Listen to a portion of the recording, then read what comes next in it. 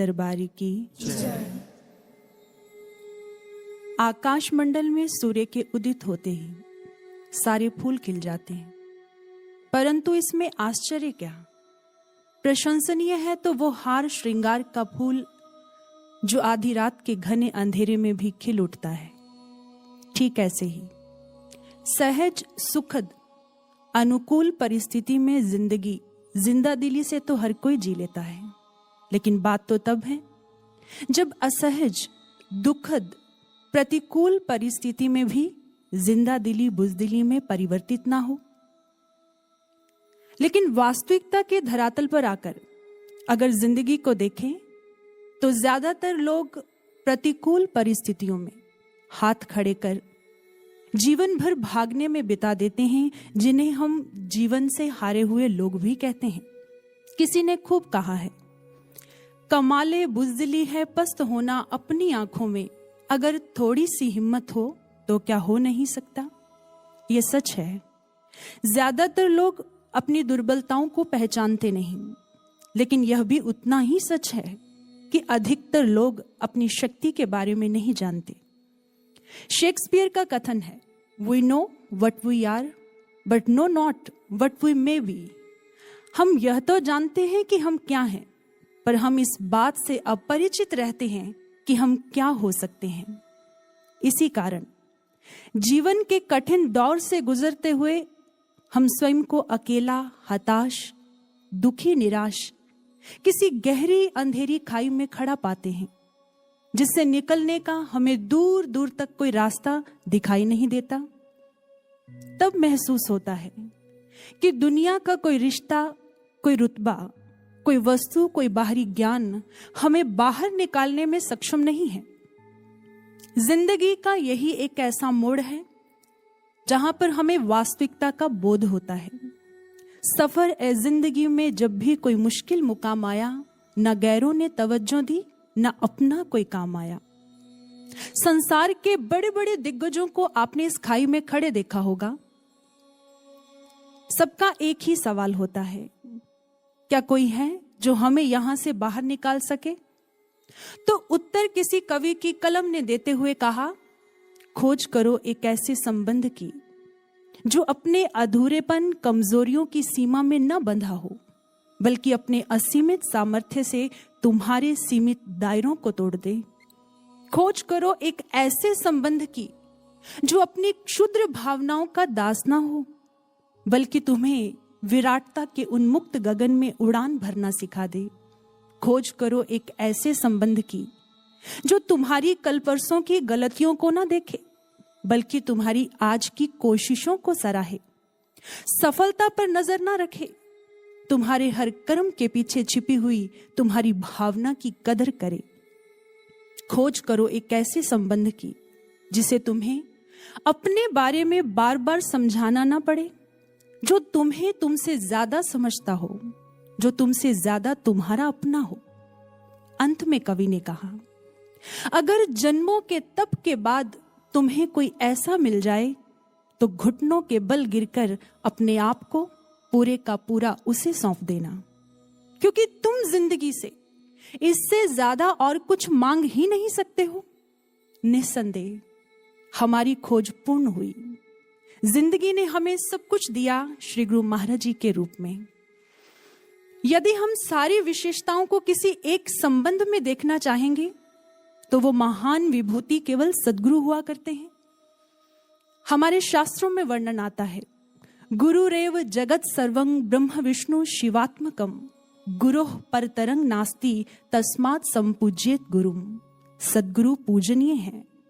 गुरु में ब्रह्मा, विष्णु, महेश सकल सृष्टि समाविष्ट होती है। गुरु से अधिक और कुछ है ही नहीं। योगानंद परमहंस जी अपनी किताब विस्पर्स फ्रॉम एटर्निटी में एक कविता के द्वारा अपने गुरु युक्तेश्वर गिरि जी के लिए लिखते हैं, हे गुरुदेव, अगर समस्त देवता मिलकर भी अपने आशीर्वाद की दीवारों से मेरी सुरक्षा कर देते, किंतु मुझे आपका आशीर्वाद नहीं मिलता, तो मेरी हालत उस अनाथ जैसी होती जिसे आपकी अप्रसन्नता के खंडरों में आध्यात्मिक रूप से सूखने के लिए छोड़ दिया गया हो। आपके बिना ये जीवन अधूरा है। आप मेरे जीवन का सर्वस्व हैं गुरुदेव। भानु को कमल अनेक मिले, कमलन हेतु दिनेश तुम ही हो। मेघ को मोर अनेक मिले, मोरन हेतु जलेश तुम ही हो। भूप को दास अनेक मिले, दासन हेतु नरेश तुम ही हो। तुमको भक्त अनेक मिले, पर मेरे तो हृदयेश तुम ही हो। एक बार किसी शिष्य ने श्री गुरु महाराज जी के पास जाकर कहा, महाराज जी, मेरे मन में दुविधाओं का कोहराम मचा हुआ है। मेरा मन बहुत अशांत है। कृपया कोई ऐसा सूत्र दे जो इन पर इस समय विराम लग सके। तो महाराज जी ने उसे कागज कलम लाने को कहा। फिर स्वयं अपने हाथों से श्रीमद् भगवत गीता की एक संस्कृतबद्ध पंक्ति व्याख्या सहित लिख दी। सुहृदं सर्वभूतानां ज्ञात्वा मां शांति मृच्छति। फिर मुस्कुराकर कहने लगे, जिसने हमें अपना सुहृद परम मित्र मान लिया, इतना सोचने भर से ही उसे शांति मिल जाया करती है। सोचिए, जिस साधक के हृदय आसन पर निरंतर गुरु के चिंतन का शासन हो, वहां पर चिंताएं भला कैसे ठहर सकती हैं? ठीक है, जीवन में कभी ऐसा मंजर भी आता है जब साधक शिष्य के मन को नकारात्मकता दबोच लेती है। गुरु मूक साक्षी बने रहते हैं, न बाहर से कोई आश्वासन, न भीतर से दर्शन। ऐसे में साधक के हृदय की वेदना केवल यही कहती है, उठता है सर तो आकाश मेरे करीब है, धरती है पास इतनी कि पांव तले नसीब है। हवा भी रहती है हर पल मुझे सहलाती, पर तुम हो कहाँ ऐ मेरे आत्मा के साथी। कहा था तुमने, सांसों से भी अधिक समीप हूं मैं, तेरी धड़कनों के मोती का सीप हूं मैं।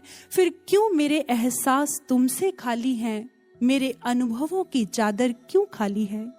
क्या तुम्हारा कथन सत्य नहीं, या फिर मेरी साधकता योग्य नहीं?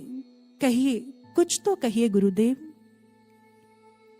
अक्सर जब भी शिष्य के जीवन में कर्म संस्कारों की सुनामी उठती है, तो गुरु और शिष्य के बीच की संचार तारे ठप सी लगती हैं। शिष्य को ऐसे लगता है मानो उसके हृदय की बात गुरु के हृदय तक पहुंच ही नहीं रही। ख्याल रहे, संचार बेशक ना हो, किंतु गुरु के द्वारा शिष्य का संरक्षण सतत बना रहता है। दीनहीन शिष्य के अश्रु पहुंचते हुए गुरु का दिव्य स्वर उभरता है, क्या तेरा दुख केवल तुम्हारा है? जब तू मेरा है तो तेरा दुख तेरा कैसे हो सकता है? उस समय शिष्य स्वयं को गुरु की सुरक्षा भरी गोद में पाता है। वो हमारे हर हाल से वाकिफ है साधको, उनसे भला क्या छिप सकता है। एक बार महाराज जी बालकनी में खड़े हुए थे। खड़े खड़े आंखें मूंद ली, फिर अचानक बोले, हमारी दृष्टि में तो सब कुछ समा जाता है, तो सोचकर देखिए भला हम उनकी करुणामयी दृष्टि से कैसे वंचित हो सकते हैं। वो हमारे हर हाल से वाकिफ हैं। जब भी किसी भयानक स्थिति में हमें घिरा हुआ पाते हैं, तो उनका वात्सल्य भरा स्वर ममता से सहलाकर हमें कहता है, यूं ना तुम मायूस हो, कदमों में जहां रख दूंगा। क्या खो गया है जो हिम्मत हार बैठे हो, मुश्किलों में मैं तेरे बन ढाल संग चलूंगा। एक बार किसी शिष्य ने महाराज जी से कहा, गुरुदेव हमेशा मेरे साथ रहिए। महाराज जी ने कहा, ऐसे ही होगा। उसने पलट कर कहा, लेकिन कैसे होगा महाराज जी? आप अपने कक्ष में, मैं अपनी दुनिया में। जब भी कभी मुझे किसी समस्या में आपकी जरूरत होगी, तो आप किसी अन्य भक्त को समय देने, ध्यान साधना में व्यस्त होंगे। उस समय मैं स्वयं को बहुत अकेला अनुभव करूंगा महाराज जी। तो महाराज जी ने कहा, क्या तुम वो भजन नहीं सुने? हे ज्ञान रूप सतगुरु मुझको भी ज्ञान दे दो, करुणा के 4 छींटे करुणा निधान दे दो। गुरु देह स्वरूप नहीं, ज्ञान स्वरूप होते हैं। ज्ञान मिलते ही गुरु सत्ता हर शिष्य के हृदय में ज्ञान रूप में स्थापित हो जाती है। किंतु इस बात को न समझने के कारण साधक समस्या में आशीर्वाद की इच्छा से गुरु के बाहरी सानिध्य को पाने के लिए दौड़ता है। महाराज जी ने अक्सर अपने प्रवचनों में कहा, बाहर से केवल आश्वासन मिलता है। अगर शिष्य को आशीर्वाद की अभिलाषा है तो उसे भीतर से जुड़कर पुकार उठानी चाहिए।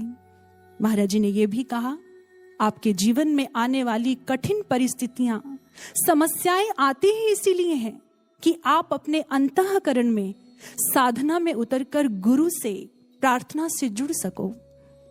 और जो साधक अपने भीतर उतरकर गुरु के चिंतन से तार जोड़ता है, वो आत्मबल, प्रेरणा को पाकर अपने जीवन की हर बाधा को पार कर जाता है। जैसे बादल तभी बरसते हैं जब उनका संबंध समुद्र से होता है।